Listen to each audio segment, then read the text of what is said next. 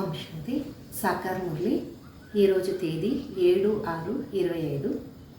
బాబా చెప్తున్నారు, మధురమైన పిల్లలారా, ఇప్పుడు మీరు పూజారి నుండి పూజ్యులుగా అవుతున్నారు. పూజ్యులైన తండ్రి వచ్చినారు మిమ్మల్ని తన సమానంగా పూజ్యులుగా చేసుకునేదానికి. ప్రశ్న: మీ పిల్లలొక ఆంతర్యంలో ఎటువంటి దృఢ విశ్వాసం ఉంది? జవాబు: మీకు దృఢ విశ్వాసం ఉంది. మీరు బతికినట్లే బాబా నుండి సంపూర్ణమైన వారసత్వాన్ని తీసుకునే వదులుతారు. బాబా ఒక స్మృతిలా ఈ పాత దేహాన్ని వదిలేసి బాబా తోడు వెళ్తారు. బాబా మనకి ఇంటికి సహజమైన దారిని చెప్తారు. పాట: ఓం నమ శివాయ. ఓం శాంతి. ఓం శాంతి అని ఎంతోమంది మనుషులు అంటుంటారు. పిల్లలు కూడా అంటారు ఓం శాంతి. ఆంతర్యంలో ఆత్మ చెప్తుంది ఓం శాంతి. అయితే ఆత్మానికి యథార్థమైన రీతిలో తెలీదు. బాబాని కూడా తెలుసుకోలేదు, తనని తాను కూడా తెలుసుకోలేదు. భలే పిలుస్తుంటారు. బాబా అంటారు, నేను ఎవరు ఎలాగున్నానో యథార్థంగా నన్ను ఎవరూ తెలుసుకోలేదు అని.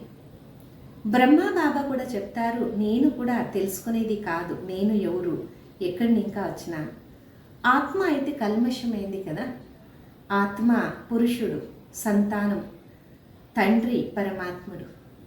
ఏ ఆత్మల మీరందరూ కూడా పరస్పరము సహోదరులు. మళ్ళా దేహాన్ని ధరించిందే కారణము స్త్రీ పురుషుడు అని చెప్తుంటాం. అయితే యథార్థంగా ఆత్మ అంటే ఏమి? ఏ ఒక్క మనిషి కూడా దీన్ని తెలుసుకోలేడు. ఇప్పుడు మీ పిల్లలకి జ్ఞానం దొరికింది, దాన్ని మీరు తోడు తీసుకుని వెళ్తారు. అక్కడ ఈ జ్ఞానం ఉంటుంది. నేను ఆత్మ ఈ దేహాన్ని వదిలేసి మళ్ళా ఇంకొకటి తీసుకుంటాను. ఆత్మానికి తెలివి తోడు వెళ్తుంది. ముందు ఆత్మకి తెలిసేది కాదు. మనము ఎప్పటి నుండి పాత్రాన్ని అభినయించినాము, ఏమీ తెలిసేది కాదు.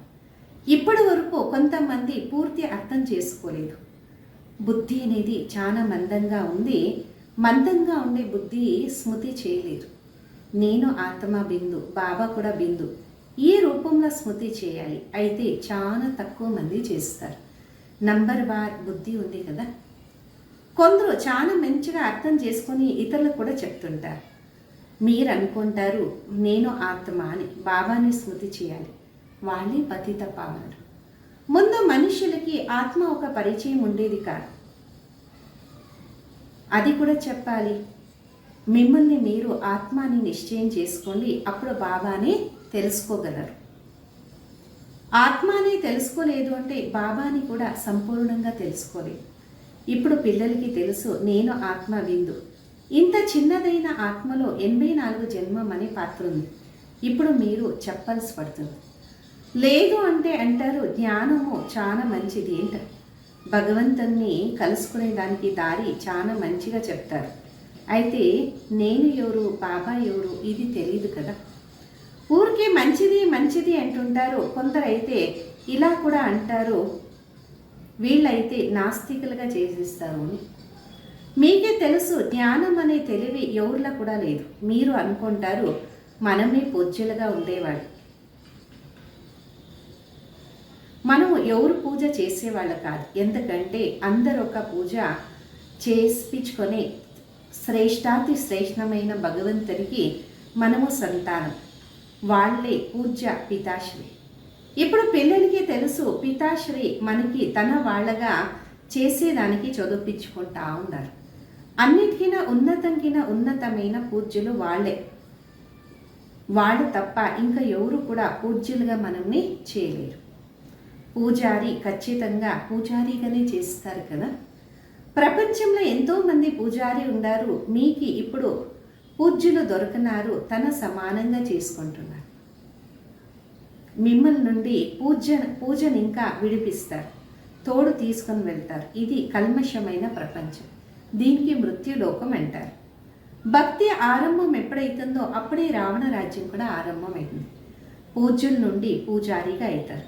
మళ్ళా పూజారిని ఇంకా పూజ్యులుగా చేసేదానికి బాబాకి రావాల్సి పడుతుంది కదా. ఇప్పుడు మీరు పూజ్యులు దేవతలైతున్నారు. ఆత్మ శరీరం ద్వారా పాత్రాన్ని అభినయిస్తుంది. ఇప్పుడు బాబా మనల్ని పూజ్య దేవతగా చేస్తున్నారు. ఆత్మాన్ని పవిత్రంగా తయారు చేయాలి కదా. పిల్లలకి యుక్తిని ఇస్తున్నారు. తండ్రిని స్మృతి చేసే దాని నుండి పూజారిని ఇంకా పూజ్యులుగా అవుతారు. ఎందుకంటే వాళ్ళే సర్వలకి పూజ్యులు. ఎవరు అర్ధకల్పం పూజారిగా ఉంటారో వాళ్ళే అర్ధకల్పం పూజ్యులుగా ఉంటారు. ఇది కూడా డ్రామాల పార్ట్ ఉంది. డ్రామా ఒక ఆది మధ్య అంత్యం గురించి ఎవరికి తెలియదు. ఇప్పుడు బాబా ద్వారా మీ పిల్లలు తెలుసుకొని ఇతరులకు కూడా చెప్తూ ఉంటారు. మొట్టమొదలు ముఖ్యమైన మాట చెప్పాలి. మిమ్మల్ని మీరు ఆత్మ బిందు అని గుర్తించుకోండి. ఆత్మకి నిరాకారుడే తండ్రి. జ్ఞానవంతులు వచ్చి మనకి చదివిస్తున్నారు. సృష్టి ఒక ఆది మధ్య అంత్యాన్ని చెప్తున్నారు. బావ వచ్చేది ఒకేసారి, వాణ్ణి తెలుసుకునేది ఒకేసారి, వచ్చేది కూడా ఒకేసారి సంగమ యుగంలో. పతిత ప్రపంచాన్ని వచ్చి పావనంగా చేస్తారు. ఇప్పుడు బాబా డ్రామా ప్లాన్ అనుసారంగా వచ్చినారు. ఇదేం కొత్త విషయం కాదు. కల్పకల్పం ఇలాగే జరుగుతుంది. ఒక్క సెకండ్ కూడా ఈ వెనక ముందు కాదు. పిల్లలొక్క హృదయంలో మంచిగా అనిపిస్తుంది. ఖచ్చితంగా బాబా మన ఆత్మలకి సత్యమైన జ్ఞానాన్ని ఇస్తున్నారు. తర్వాత కల్పం వెనుక కూడా బాబా వస్తారు కదా. బాబా ద్వారా ఈ జ్ఞానాన్ని తెలుసుకున్నాము. మళ్ళా కల్పం తర్వాత కూడా తెలుసుకుంటాం. ఇది కూడా తెలుసు. ఇప్పుడు పాత ప్రపంచం ఒక వినాశనం అవుతుంది. మళ్ళా మనం సత్యుగంలో వెళ్ళి మన పాత్రాన్ని అభినయిస్తాం. సత్యుగంలో స్వర్గవాసిగా చేస్తారు. ఇదైతే బుద్ధిలో గుర్తుండాలి. ఇది గుర్తుంటే కూడా ఖుషి ఉంటుంది. స్టూడెంట్ లైఫ్ కదా. మనం స్వర్గవాసి అయ్యేదానికి చదువుకుంటా ఉన్నాం. ఈ ఒక ఖుషి స్థిరంగా ఉండాలి. ఎప్పటి వరకు స్టడీ పూర్తి అవుతుందో అప్పటి వరకు. బాబా చెప్తుంటారు, స్టడీ పూర్తి అయినప్పుడు వినాశనం ఒక సామాగ్రి కూడా తయారైపోతుంది. మళ్ళా మీరు అనుకుంటారు దీనికి అగ్గి పడుతుంది. తయారీ అయితే జరుగుతూ ఉంది కదా. ఒకరు ఇంకొకరికి తో చూసి ఎంత వేడిగా తయారవుతారు. నలువైపు రకరకాలైన సైనికులు ఉన్నారు. అందరూ యుద్ధం చేసేదానికి తయారీగా ఉన్నారు. ఏదో ఒక ఆతంకం పడినప్పుడు యుద్ధము ఆరంభమవుతుంది. కల్పం వెనుక అనుసారంగా వినాశనం అయితే జరగాల్సినది పిల్లలైతే చూస్తున్నారు. అగ్గి ఎలా పడుతుంది పిల్లలు చూస్తారు. యుద్ధం కూడా తయారవుతుంది కదా.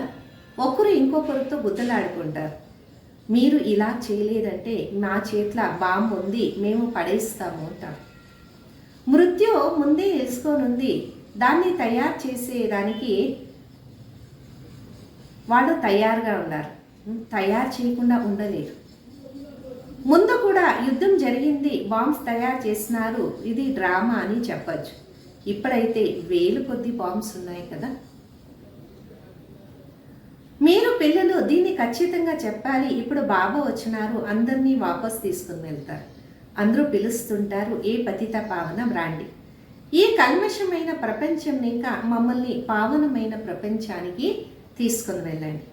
పిల్లలకి తెలుసు పావనమైంది 2 స్థలాలు. ఒకటి ముక్తి, రెండోది జీవన్ముక్తి. అన్ని ఆత్మలు పవిత్రమయ్యి ముక్తిధామానికి వెళ్తాయి. ఇది దుఃఖధామము వినాశనం అవుతుంది. దీనికి మృత్యులోకం అంటారు. ముందు అమరలోకంగా ఉండేది, ఇప్పుడు కాలచక్రంలో వచ్చి మృత్యులోకంగా అయింది. అమరలోక ఒక స్థాపన కూడా జరుగుతుంది. అక్కడ అకాలి మృత్యు ఉండదు. అందుకొరకే దాన్ని అమరలోకం అంటారు. శాస్త్రాల్లో కూడా భలే అక్షరాలు ఉండొచ్చు, అయితే యథార్థంగా ఎవరు కూడా చెప్పలేరు. ఇది కూడా మీకు తెలుసు. బాబా వచ్చినారు. మృత్యులోకం ఒక వినాశనము ఖచ్చితంగా కావాల్సింది, 100% ఖచ్చితంగా. బాబా చెప్తున్నారు, మిమ్మల్ని మీరు ఆత్మాని యోగ బలం ఇంకా పవిత్రంగా చేసుకోండి.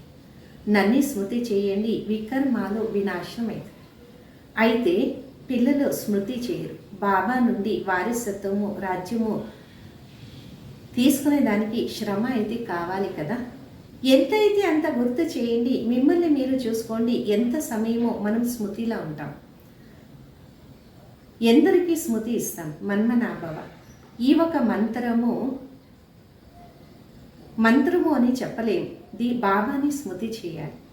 దేహాభిమానాన్ని వదలాలి. మిమ్మల్ని మీరు ఆత్మ అని తెలుసుకోండి.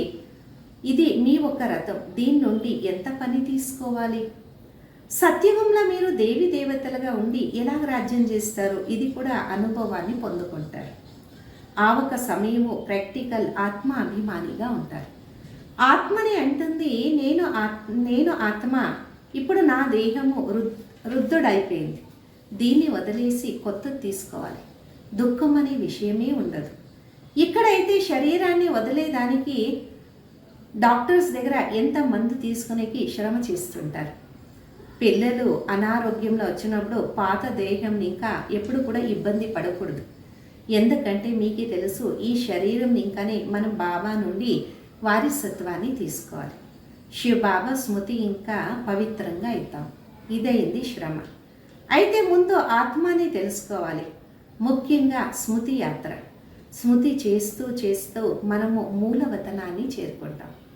ఎక్కడ మనం నివాసం చేసేవాళ్ళు, అదే మన శాంతిధామం. శాంతిధామము సుఖధామాన్ని తెలుసుకుని దాన్ని స్మృతి చేయాలి. వేరే ఎవరికి కూడా తెలియదు కదా. ఎవరు కల్పం వెనక తండ్రిని ఇంకా వారసత్వాన్ని తీసుకుంటారో వాళ్ళే మళ్ళా తీసుకుంటారు. ముఖ్యమైనది స్మృతి యాత్ర. భక్తి మార్గంలో కూడా యాత్రలు సమాప్తి అవుతుంది. భక్తి మార్గము సమాప్తి అయిపోతుంది. భక్తి మార్గం అంటే ఏంటి? ఎప్పుడు మీరు జ్ఞానంలో వచ్చినారో అప్పుడే అర్థం చేసుకున్నారు కదా. అనుకునే వాళ్ళు భక్తి నుండి భగవంతుడు దొరుకుతారు. భక్తి ఒక ఫలము ఏం దొరుకుతుంది అదైతే తెలీదు. పిల్లలకి ఎప్పుడు తెలిసింది, బాబా స్వర్గం ఒక రాజ్యభాగ్యాన్ని వారసత్వాన్ని ఇస్తారు. అందరూ వారసత్వాన్ని తీసుకున్నారు. యథా రాజారాణి తథా ప్రజ, అందరూ స్వర్గవాసిగా ఉండేవాళ్ళు. బాబా అంటారు, 5000 సంవత్సరాల వెనక మీరే స్వర్గవాసిగా నేను చేస్తున్నాను. ఇప్పుడు మళ్ళా చేస్తున్నా. మళ్ళా మీరే 84 జన్మాలు తీసుకుంటారు. ఇది బుద్ధిల స్మృతి ఉండాలి, మర్చిపోకూడదు. ఏ జ్ఞానము సృష్టి ఒక ఆది మధ్య అంత్యాన్ని అంటే తండ్రి దగ్గర తీసుకుని వెళ్తుందో పిల్లల యొక్క బుద్ధిలో ఆ జ్ఞానము స్మృతి వస్తూ ఉండాలి. ఎలాగా మనము 84 జన్మాలు తీసుకుంటాము? ఇప్పుడు మళ్ళా బాబా నుండి వారసత్వాన్ని తీసుకుంటాం. ఎన్నో సరేలు బాబాని ఇంకా వారసత్వం దొరికింది. బాబా అంటారు, నేను ఎలా తీసుకున్నానో మీరు కూడా తీసుకోండి. బాబా అందరికీ చదివిస్తున్నారు కదా. దైవీ గుణాలు ధారణ చేసే కోసము జాగ్రత్త దొరుకుతుంది. బాబా చెక్ చేస్తారు. సాక్షిగా చూడాలి ఎక్కడి వరకు మనం పురుషార్థం చేస్తాం. కొందరు అనుకుంటారు, నేనైతే చాలా మంచిగా పురుషార్థం చేస్తున్నా. ప్రదర్శని కోసము ఎన్నో ప్రబంధాలు చేస్తారు. అందరికీ తెలియాలి భగవంతుడు తండ్రి వచ్చినారు అంట. మనుషులు పాపము ఘోర అంధకారంలో నిద్రపోతున్నారు. జ్ఞానం అనేది ఎవరికి తెలీదు. ఎందుకంటే భక్తిని శ్రేష్టం అనుకుంటారు. ఇంకా ముందు వెళ్తూ జ్ఞానం అంటే ఏమి తెలుస్తుంది. ఇప్పుడు మీకు తెలిసింది కదా, జ్ఞాన సాగరుడు బాబాని. వాళ్ళే భక్తి ఒక ఫలాన్ని ఇస్తారు. దీని నుండి దారి దొరుకుతుంది. ఎవరు జాస్తి భక్తి చేస్తున్నారు వాళ్ళకి ఫలం కూడా ఎక్కువ దొరుకుతుంది. వాళ్ళే చాలా మంచిగా చదువుకొని ఉన్నతమైన పదవిని తీసుకుంటారు. ఇది ఎంత మధురాతి మధురమైన విషయాలు కదా. వృద్ధుల కొరకు చాలా సహజంగా చెప్తారు, మిమ్మల్ని మీరు ఆత్మ అని గుర్తించుకొని తండ్రిని స్మృతి చేస్తూ ఉండండి. ఉన్నతమైన భగవంతుడు శివుడు. శివ పరమాత్మాయ నమః అంటాం కదా. వాళ్ళు అంటారు, నన్ను ఒక్కరినే స్మృతి చేయండి, మీ ఒక్క వికర్మాలు వినాశనం అవుతుంది. అంతే, ఇంకా ఏమి శ్రమ అయ్యరు. ముందు వెళ్తూ శివబాబాని స్మృతి చేస్తూ వెళ్తారు. వారసత్వం అయితే తీసుకోవాలి కదా. బతికినట్లే బాబా నుండి వారసత్వాన్ని తీసుకొని వదలాలి. బాబా ఒక స్మృతిని ఇంకా శరీరాన్ని వదలాలి. అప్పుడు సంస్కారాన్ని తీసుకొని వెళ్తాం. స్వర్గంలో ఖచ్చితంగా వెళ్తాం. ఎంత యోగమో అంత ఫలము దొరుకుతుంది. ముఖ్యమైన మాట, నడుస్తూ తిరుగుతూ ఎంతైతే అంత స్మృతిలా ఉండాలి. మన తలపైన భారం ఉంది కదా, దానికోసము స్మృతి కూడా అవసరం. ఇంకా ఏమి శ్రమ బాబా అయ్యారు తెలుసు. అర్ధకల్పం ఇంకా పిల్లలు శ్రమ చూసినారు. ఇప్పుడు నేను వచ్చినాను, వీళ్ళకి సహజమైన దారిని చెప్పాలి, వారసత్వము వీళ్ళు తీసుకోవాలి కదా. బాబా అంటారు నన్ను స్మృతి చేయండి. స్మృతి మొదలు కూడా చేసేవాళ్ళు, అయితే అక్కడ జ్ఞానం ఉండేది కాదు. ఇప్పుడు బాబా జ్ఞానం ఇచ్చినారు, ఎలాగ మనం స్మృతి చేయాలి, దాని నుండి వికారాలు వినాశనం కావాలి, అంటే వికర్మాలు వినాశనం కావాలి. భలే శివుని ఒక భక్తిని ప్రపంచంలో చాలా మంది చేస్తారు, అయితే వాళ్ళొక స్మృతి పరిచయము లేదు కదా. ఈ ఒక సమయంలో బాబానే వచ్చి పరిచయాన్ని ఇస్తున్నారు, నన్ను స్మృతి చేయండి. ఇప్పుడు మీకు తెలుసు, చాలా మంచిగా అర్థం చేసుకున్నారు. మీరే అంటారు మనము బాబ్ దాదా దగ్గర వెళ్తాము అంట. బాబాకి భాగ్యశాలి రథం కదా, ఈ ఒక రథము చాలా భాగ్యవంతులుగా ఉంది. వీళ్ళ ద్వారా జ్ఞానాన్ని వినిపిస్తారు. ఇది కూడా డ్రామాల పార్ట్ ఉంది కదా. కల్పకల్పము ఈ భాగ్యశాలి రథంలోనే బాబా వస్తారు. మీకే తెలుసు, వాళ్ళకే శ్యామ సుందర అంటాం. ఇప్పుడు మీకు అర్థమైంది, మనుషులు అర్జునునికి ఆ పేరు ఇచ్చేస్తున్నారు. బాబా యథార్థంగా చెప్తారు, బ్రహ్మ నుండి విష్ణు, విష్ణు నుండి బ్రహ్మ ఎలాగైతారు. పిల్లలు ఇప్పుడు అర్థం చేసుకున్నారు, మనము బ్రహ్మపురిలా ఉండేవాళ్ళు, మళ్ళా విష్ణుపురికి వచ్చినాం. విష్ణుపురిని ఇంకా బ్రహ్మపురికి వచ్చేదానికి 84 జన్మాలు తీసుకోవాలి. ఇది కూడా ఎన్నో సరిలో బాబా చెప్పినారు, మళ్ళా ఇలాగే మీరు వింటూ ఉంటారు. ఆత్మకి ఇప్పుడు బాబా అంటారు నన్ను ఒక్కరిని స్మృతి చేయండి, అప్పుడు మీ వికర్మాలు వినాశనం అవుతుంది. అందుకొరకు మీరు ఖుషీగా కూడా ఉంటారు. ఇది ఒక అంతిమ జన్మం, పవిత్రంగా ఉండేదాన్ని ఇంకా మనం పవిత్రమైన ప్రపంచానికి మాలికలవుతాం. అంటే ఎందుకు పవిత్రంగా ఉండకూడదు? మనం ఒక తండ్రి పిల్లలు బ్రహ్మ కుమారి కదా, మళ్ళా దైహిక వృత్తి పరివర్తన అయ్యే సమయం కూడా ఇదే కదా. మెల్లమెల్లగా అంతింలో కర్మాతీత స్థితి కలుగుతుంది. ఈ సమయము అందరికీ కర్మాతీత స్థితి పొందుకునేది అసంభవం. కర్మాతీత స్థితిలో వచ్చినప్పుడు ఈ దేహం కూడా ఉండదు, దాన్ని వదిలేస్తాం. యుద్ధం కూడా ఆరంభమవుతుంది. ఒక బాబా స్మృతిలానే ఉంటాం. దీంట్లోనే శ్రమ ఉంది. అచ్చా మీటే మీటే సికిలదే बच्चों प्रति माता पिता बाप दादा का याद प्यार और गुड मॉर्निंग। रूहानी बाप की रूहानी बच्चों को नमस्ते। हम रूहानी बच्चों की रूहानी माता पिता बाप दादा को याद प्यार गुड मॉर्निंग और नमस्ते। धारण కొరకు ముఖ్య సారం, సాక్షిగా మనకి మనమే చూసుకోవాలి. మనం ఎక్కడి వరకు పురుషార్థం చేస్తున్నాం, నడుస్తూ తిరుగుతూ కర్మాన్ని చేస్తూ ఎంత సమయమో బాబా స్మృతిలా ఉంటాము. రెండోది, ఈ దేహం ఇంకా ఎప్పుడు కూడా ఇబ్బంది పడకూడదు. ఈ దేహంలా ఉంటూ బాబాని ఇంకా వారసత్వాన్ని తీసుకుని వదలాలి. స్వర్గవాసి అయ్యే దానికోసము ఈ జీవితంలో పూర్తి స్టడీ చేస్తూ ఉండాలి. వరదానం, త్రికాలదర్శి మరియు సాక్షి దృష్టి ఉంటూ ప్రతి కర్మాన్ని చేస్తూ బంధనం ఇంకా ముక్తలయ్యే స్థితిని అనుభవం చేసేవాళ్ళు దృష్టాంత స్వరూప భవాని. త్రికాలదర్శి స్థితిలో స్థితులైతూ కర్మాన్ చేసే ముందు ఆది మధ్య అంత్యాన్ని తెలుసుకొని కర్మం చేస్తే ఎటువంటి కర్మం కూడా వికర్మంగా కాదు, సదా సుకర్మంగానే ఉంటుంది. ఇలాగా సాక్షి దృష్ట ఉంటూ కర్మం చేస్తూ ఎటువంటి కర్మముఖ బంధనంలో బంధితులు కాకుండా ఉండాలి. కర్మ ఫలము శ్రేష్టంగా అయ్యేదానికి కారణము కర్మ సంబంధాలు వచ్చేది కర్మ బంధనము కాదు. కర్మం చేస్తూ అతీతంగా ప్రేమగా ఉన్నప్పుడు ఎన్నో ఆత్మల ముందు మనము ఉదాహరణమూర్తులుగా ఉండగలము. స్లోగను, ఎవరు మనస్సుని ఇంకా సదా సంతుష్టంగా ఉంటారో వాళ్ళే డబల్ లైట్. అవ్యక్త ఇషారా, ఆత్మిక స్థితిలో ఉండే అభ్యాసాన్ని చేయండి, అంతర్ముఖిగా కాదు. ఇదే ఒక సమర్థమైన సంకల్పం. ఆత్మిక శక్తి అంటే ఎనర్జీ జమ చేసుకునేది, సమయాన్ని సఫలం చేసేది అని. వ్యర్థ సంకల్పము ఎనర్జీని సమయాన్ని వ్యర్థంగా చేస్తుంది. అందుకొరకు ఇప్పుడు వ్యర్థ సంకల్పాల ఒక రచన బంద్ చేయండి. ఈ ఒక రచన ఆత్మ రచయితాన్ని దుఃఖిగా చేస్తుంది.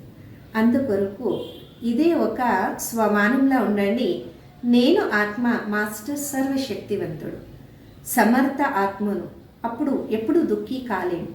ఎంతో దుఃఖీ ఆత్మల్ని కూడా దుఃఖాన్ని తొలగించే వాళ్ళగా తయారవుతాము. ఓం శాంతి.